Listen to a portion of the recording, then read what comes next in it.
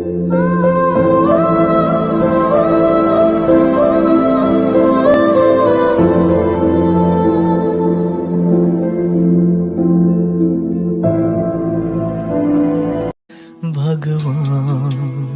है कहाँ रे तू,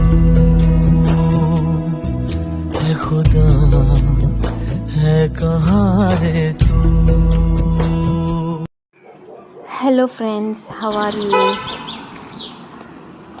Oh, kitty cute. If you see animal in distress, obviously you will feel bad for them. So start doing whatever possible from your side. Try to check for hungry stray dogs and puppies near your area or the locality. Show some humanity to all these voiceless souls. They cannot generate food from themselves. They look for the garbage.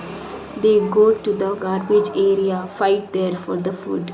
We have seen so many dogs barking at each other, fighting with each other, and hurting each other just to survive, just to get the food. If you are throwing your food in the garbage, don't throw it in the garbage.